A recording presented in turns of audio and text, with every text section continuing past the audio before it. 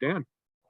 Hey, Blake, just wanted to ask you, how tough was it for you finishing your Ohio State career the way you did with not being able to play in that national championship game, and kind of how did you get past that?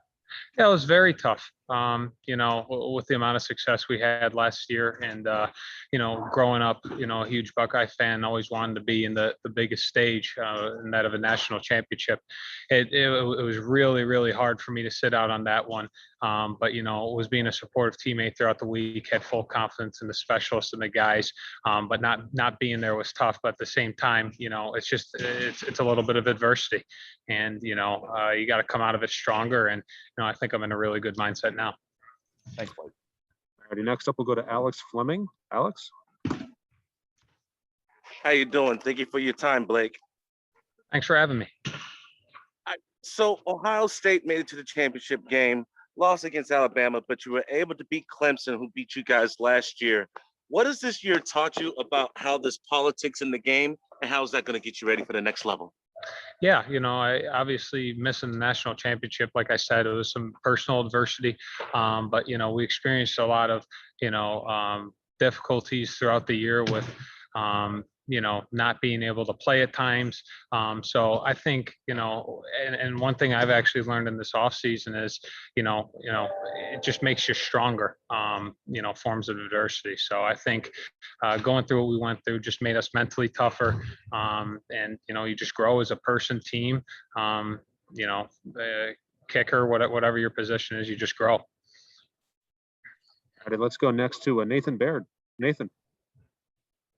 Blake, you obviously dealt with some injuries throughout last season as well. Just how did those mend up? How are you feeling now? And what went into getting you, I guess, back to the health that you want to be at? Oh, I'm feeling absolutely fantastic. Was hitting the ball great today, probably better than I ever have. It was awesome to be out there. I'm 100% healthy. And, I think part of it's just a mentality, knowing you're going to come out stronger on the other side, and absolutely felt great today. Alrighty, next up for Blake, we'll go to Patrick Murphy. Patrick. Blake, you said you did well today, but they didn't show the special team stuff on TV. How did you do? What were you kicking? Can you kind of take us through your workout? Yeah, no. So the workout started off with field goals. I was just warming up, doing my own stuff, and sort of went back. I went left hash, right hash, left hash, right hash, 5 yards at a time, all between like 30 and 55 yards.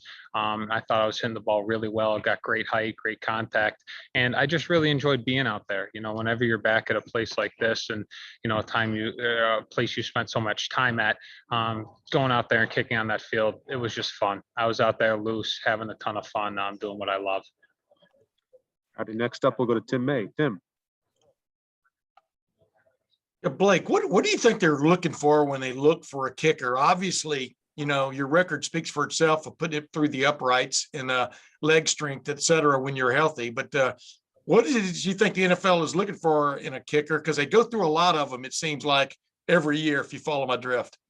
Absolutely. I think the biggest thing for a kicker, and something that I work on constantly, is consistency, being as consistent as possible, consistent swing, follow through, mindset. So you get consistent results. So that's been one thing I think, teams looking kickers, and something that I'm constantly working on and attempting to perfect. Did you reenact the onside kicker, Chris Olave, just to show them you have that too? Didn't do that today, but that was definitely a special moment throughout the career. That was so much fun. Thanks, man. All righty, next up, Bill Rabinowitz, Columbus Dispatch. Blake, did you make all your kicks today, first of all? Yeah, I mean, I made a bunch of them. I think I started off, I don't know the exact number in a row I made, but it was somewhere like 8 to 10 with warm-ups and charting and everything like that. Missed a few, but came back, made a few deep ones. So not all of them, but certainly a majority of them. Okay. And can I ask you about Jake, who I assume is going to be your successor? What stands out to you about him, and what do you think about his future at Ohio State? Yeah, I think Jake's a guy who approaches kicking with a really good mindset. He's a really athletic kicker, and he's a guy who's willing to learn. So I think with all that taken into account, he's going to be a fantastic kicker here in the years to come. All right, thank you. Alrighty. And final question for Blake, we'll go to Jeremy Birmingham. Jeremy. Hey, Blake, all things considered, with the injuries and missing the national championship game, what went into the decision to not return to Ohio State this upcoming year? Because obviously you would have had the extra year of eligibility. Is it just they don't kick enough field goals, or what? There's 3 freshman quarterbacks now. There's gonna be more. There's gonna be more field goals. Yeah, no, I think the biggest thing for me was, just being here a full 4 years and having the opportunity to put so much stuff on tape. I really feel as though, I showed just about everything I could, and having a career as a kicker, and couldn't be more happy and grateful for the opportunities I was given at Ohio State, because I certainly enjoyed my time here. And, I can't say enough how supportive I am of all the fans and the culture around here. I'll definitely miss it, but it was time that I enjoyed and had a ton of fun with. Awesome. Was there Blake, any thank you second so much for guessing? your time. Was there any thought to maybe return or not?